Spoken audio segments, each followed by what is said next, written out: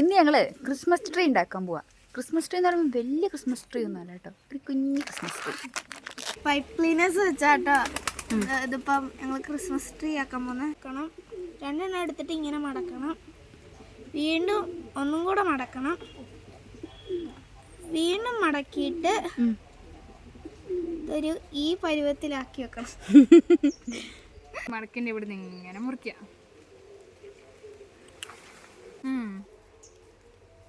ഇതിങ്ങനെ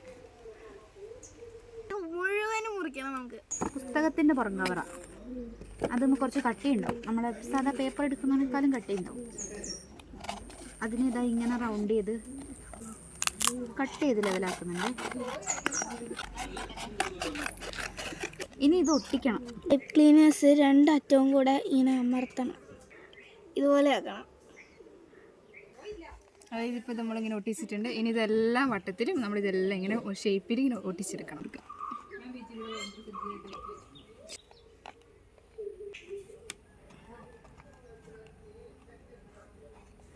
മൊത്തം ഒട്ടിക്കണം, full complete. ഇത് മൊത്തം തയ്ക്കണം, റൗണ്ട് ചെയ്ത് ഒട്ടിച്ചെടുക്കണം.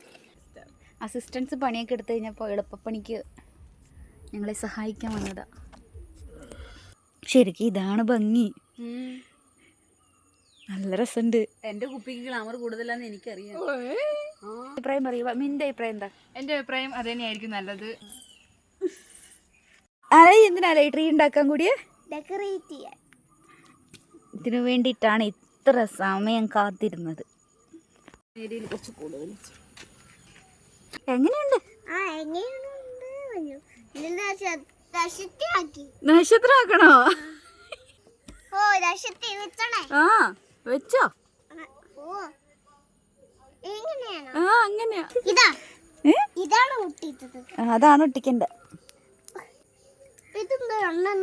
ഒരെണ്ണാക്ക്. എന്റെ കുട്ടി വെച്ചല്ലോ. എങ്ങനെ ഒട്ടിച്ചോ? എവിടെ പോവാ? എവിടെ ഒട്ടിച്ചോ? അമ്മ തൊട്ടോടെ തൊട്ടോ.